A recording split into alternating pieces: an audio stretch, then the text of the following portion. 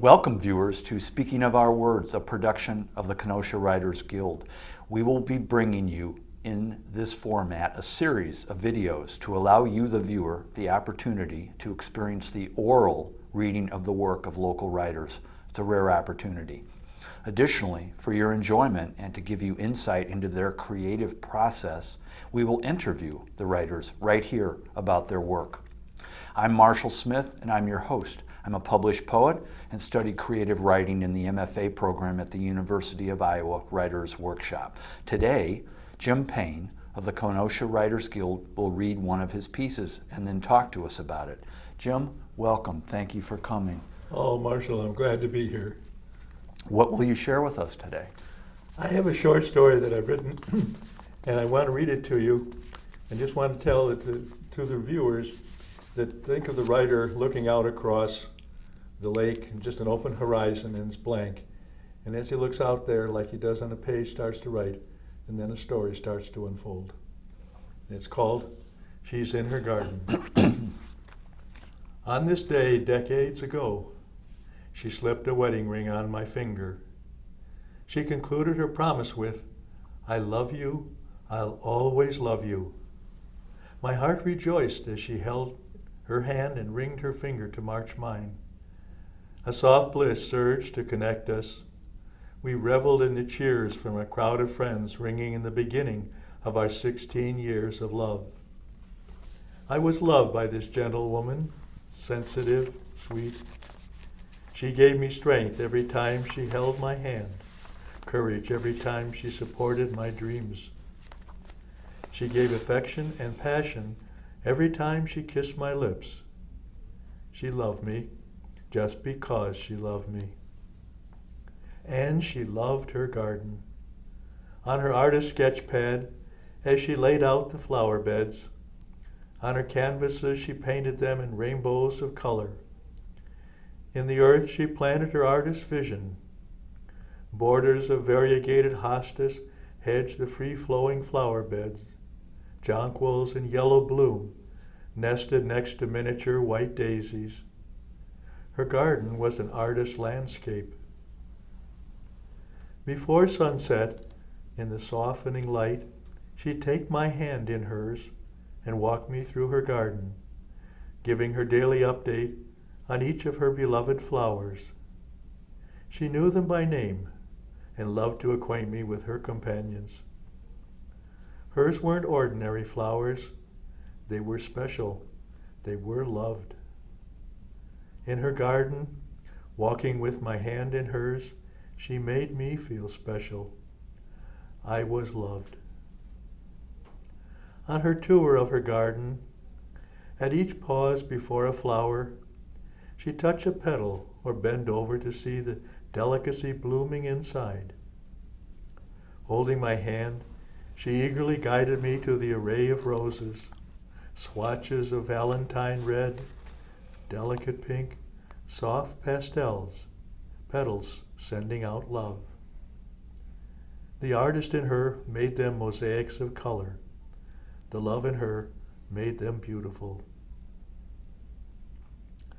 Through the years, her garden expanded, flower bed by flower bed, until one year she began slowing. Digging for painting became painful.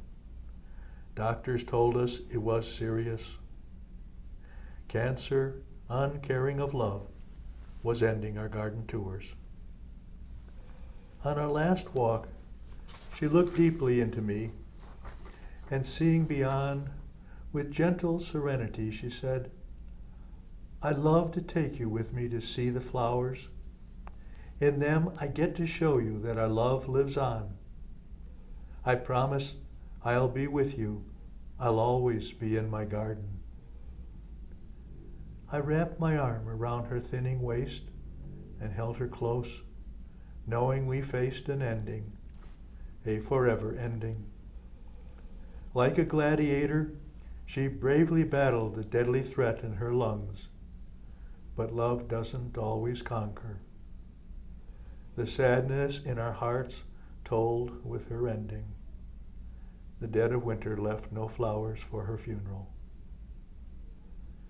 I've scattered her ashes through the garden beds, the flowers still fertilized by her. I tend her garden now. I've come to love flowers, watching the new bloom amidst the old. Every evening before sunset, in the softening light, my hand empty, I walk in her garden, alone, but she is there. Thank you. That was beautiful. It's very hard to listen to that and not be touched quite deeply. Well, thank you very much. Yeah. And one thing that is interesting, how you created a beautiful metaphor with that garden representing your wife. And I'm wondering if you planned it that way or if it turned out that way in your creative process. That's a question I wondered about. It. It's clear to me as I think about it, as I did it, that the garden was a background actually, and the foreground was actually the happiest day of my life when we got married.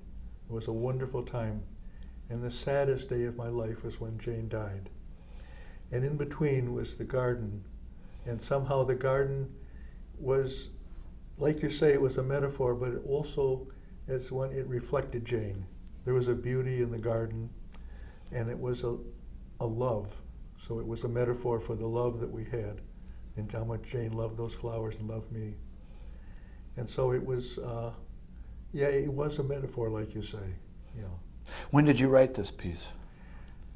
Actually, I wrote this piece about 6 years ago. Okay.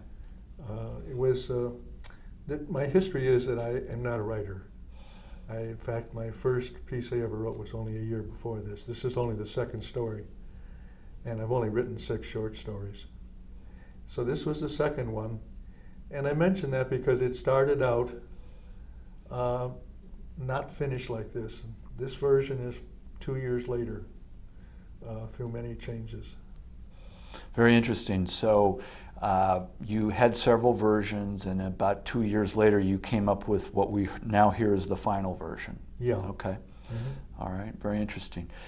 So I guess in your work, other works, the 6 perhaps, you do a fair amount of editing? That is putting an understatement that I do a fair amount of editing. First of all, every author will probably tell you the same thing. It's a shitty first draft. So it needs a lot of changing and editing to go along. But once you get past that and you get into more polished and more working version, there's an editing that there's sometimes it's just correcting grammar, some punctuation.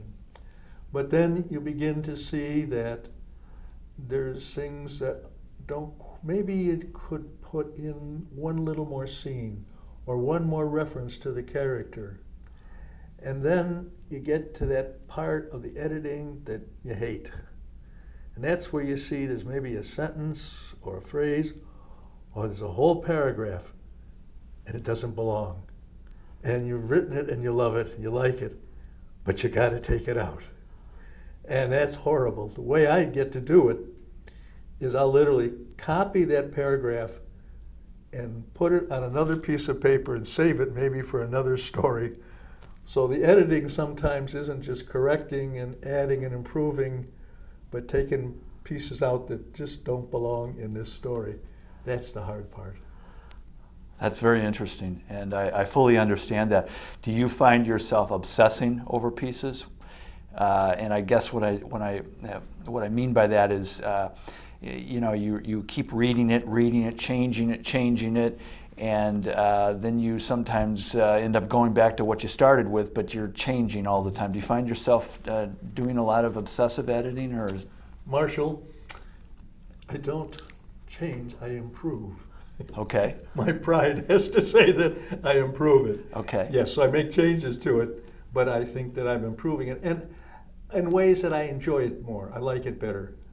And some authors I know go over it too many times, and they begin to really destroy even what they have written. Maybe I do, but I just like improving it. So I'll go through it 5, 6, 7, 8 times and enjoy it, I'll keep doing it. This story is a good example. I stopped on this one about 4 years ago. That was, and I've read it since more than a dozen times. But I haven't wanted to change anything. I liked it the way it was. And I felt that, because certainly it's a very simple, very brief story, so there's lots of places things could be added. But it would take away from the simplicity. And that allowed me to keep it, even though I was rereading it over and over. And so keeping the obsession from taking over, yes, the way you have to make it. The obsession, I think, comes out of the fact that you have this fear that there's something wrong with it. But when you don't have that fear that there's something wrong with it, you really aren't so obsessed that you have to keep looking for what it is that's wrong. And when you go over it, if you come up with a new idea, a colorful way to say it, a good way to illustrate something that you hadn't, then it's a different experience of rather than that negative obsession, but rather it's like, that's nicer, I like that. Very good. Now I have to ask you a question because I know about your history as a psychotherapist, and we just got into that word, obsession. And I hear a little bit of the professional background leaking into your commentary, and I'm just wondering how being a psychotherapist may have influenced how you work, how you write, your creative process. Any comments on that? Marshall, it really does. I mean, you picked out, you could hear some right now. But even in writing the stories, the way I write, it has a direct effect. When you write a story and you have a character and it's a good guy, but if you bring in some things where there are some failures or some faults, like a second dimension to the character, you have like 2 dimensions. And I think that makes it more human. That not just a bad guy and not just a good guy, but mixes and conflicts in between. So there's 2 dimensions. But I like to think that I bring in a 3rd dimension as a psychotherapist. And what I do is working with people is trying to help them understand themselves better so that they can make changes in their life the way they want to live it. So I see myself in writing as looking to understand and show why the character did what they did, not just the conflict or the struggle, but the motive behind it. And I call that kind of a 3rd dimension to the story. Very interesting.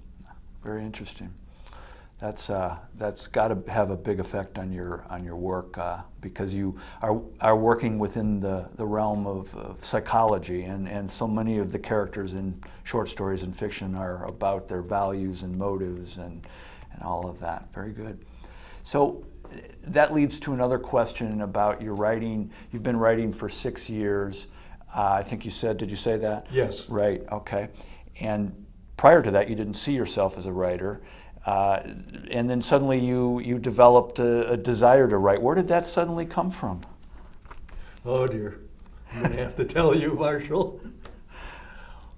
It would be wonderful to say that one day I just realized I had this urge to write, and I began writing. But that's not what happened. I met a girl that was an attractive, and I wanted to get to know her better, and in talking to her, she was in this Kenosha Writers Guild place. Well, I didn't know what that was, but I knew that she was attractive, so I went to the Kenosha Writers Guild and to get to meet her more. And she never kept going. I did, but that's how I got there. It wasn't how... Talk about motives, yeah. Yes, it was quite a motive. Right. Very good. So do you read authors, short stories? What do you read, and have any particular authors influenced your writing, especially over the last 6 years? That's something I hear other writers talk about a lot. That there are 3 things to becoming a writer. One is to read, and the second thing is to read, and the third thing is to read. And my history is all through school. I failed English courses or had to repeat them, so I've never been a reader. And I still am not, and that really hasn't changed. I read some articles, and I do read a novel occasionally because I'm in a book club and have to, but I really don't get most of my ideas from other stories so much as I get them from just pondering, thinking about things. There's a bit of a philosopher in me. Okay, okay. Very good. So you've brought up the Kenosha Writers Guild, and I'm curious, has attending those meetings influenced your work? Marshall, if there was a Kenosha Writers Guild statue, I would bow down to it. Yes, because I didn't have any experience. They encouraged me, even though I didn't produce anything more than the most crude writing. Not only did they encourage me, but they taught me things that I didn't know how to do. I learned from listening to them. And what was interesting to me was actually, for me, I learned not so much from the reading, but hearing them critiquing other writers, what they would say in a round table. And it was the comments that really, I think, it was the comments, the suggestions that they made to each other that I was able to use to learn to write. Interesting. I would say for me, it was learning to write. I don't see myself as artistic in my writing. I see myself as a craftsman, working with words, working with stories, but not artistically creative.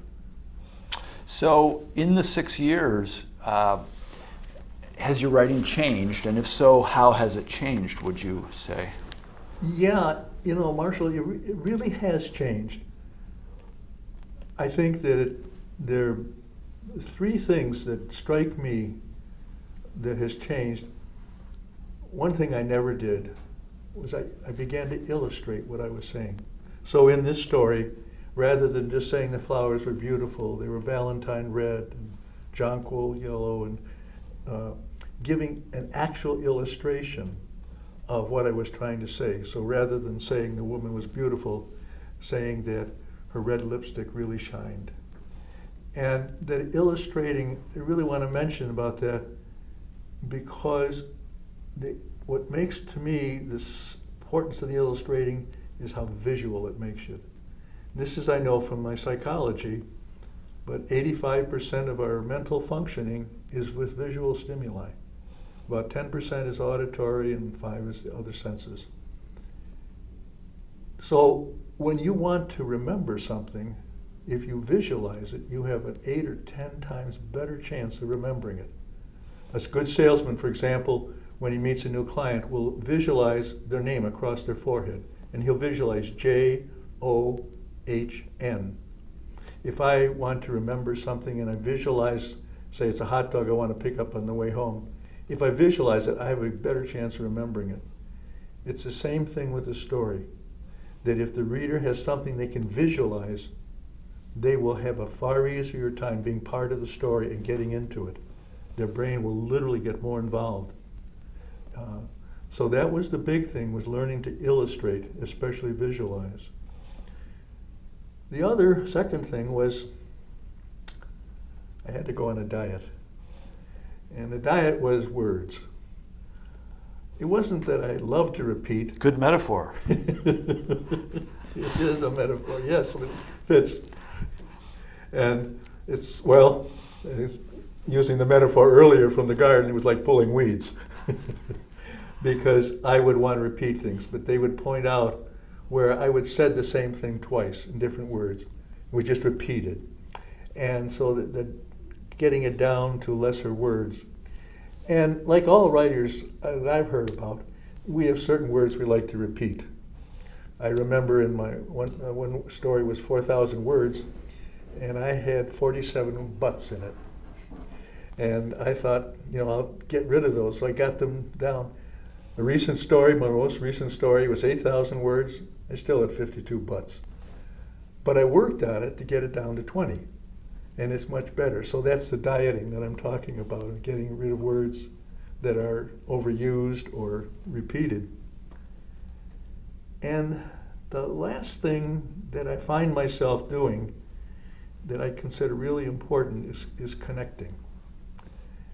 And by connecting, I mean that one paragraph, A, gets connected to paragraph B, and B gets connected to C, so that there's a flow between the story as the story goes on. And it's interesting, when your brain works, nerves do not touch. There's a little pool, a synapse, a electrical chemical pool in between. An electrical current travels down the neuron, affects the pool of chemicals, doesn't touch the other neuron, but an electrical charge then travels down that. That's like what a connection is between the two paragraphs. They don't actually touch, but I create some transition in between that allows them to follow from the other, rather than when I would write, things would be more fragmented, or I'd get an idea and put it in here and attach this there, but rather to put them in order and make them flow with a transition in between so they're connected. And ironically, I like that because we have an in-depth critique, an IDQ. I like an IDC, so it's illustrate, diet, and connect. Very good. You have quite an imagination. So this piece that you just read for us, and other pieces, maybe the other 6, how do ideas come to you? Do they come to you at odd times, in the middle of the night? And if it did come to you in the middle of the night, do you get up and write it? And how does that all work for you?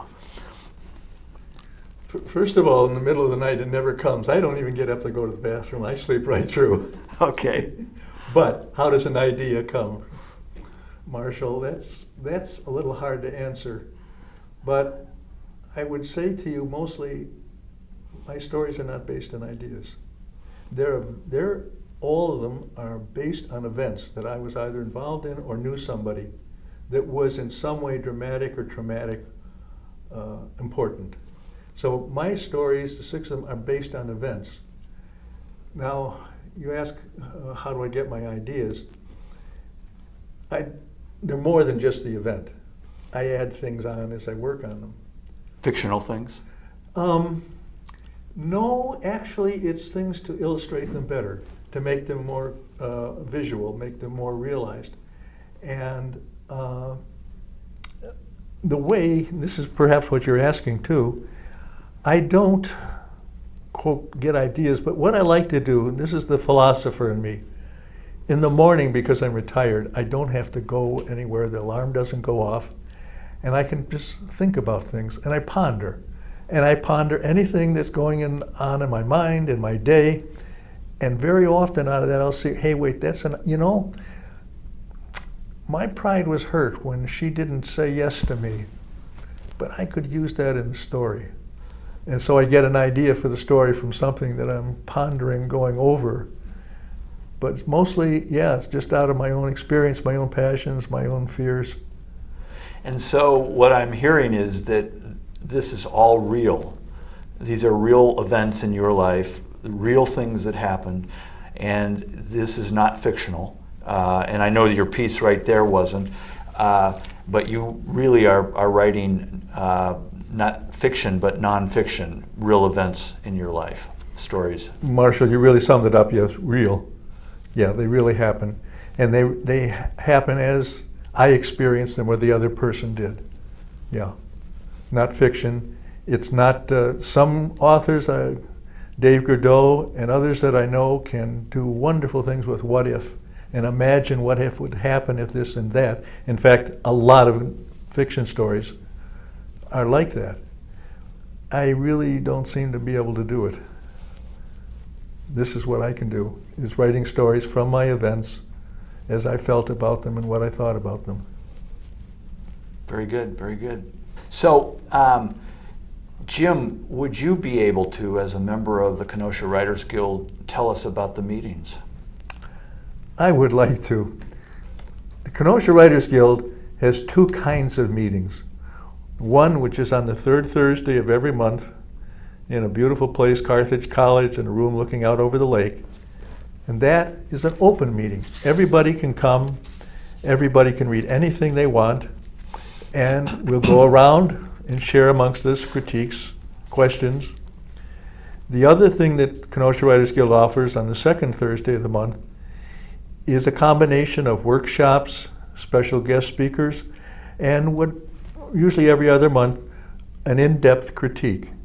where, unlike the open meeting where you're hearing what's being written for the first time in the in-depth critique, you get a chance to read it a week beforehand and look it over and make comments. And then those who have written, or anybody who wants to, can join in and critique that piece of writing, having read the whole thing ahead of time. Great, great. Well, Jim, I want to graciously thank you for sharing your beautiful work with us today. And I want to ask you a question. Where might we find your work if we wanted to read again this piece you read for us today or other pieces of yours? How would we find the work? That might be a difficult question if you don't. It only exists on my computer. Okay, we'd have to call you. Yes. Okay. Yes. All right, very good. Well, thank you, audience. Again, this is Speaking of Our Words, and it is a production of the Kenosha Writers Guild. Please come to one of our meetings, which are on the second and third Thursdays of each month at 6:30 p.m. at Carthage College. The meetings are open to anyone, and we welcome your attendance. Please visit our website at KenoshaWritersGuild.com or visit our Facebook page and feel free to leave a comment. We'd love to hear from you. Until the next video, I'm Marshall Smith. Goodbye.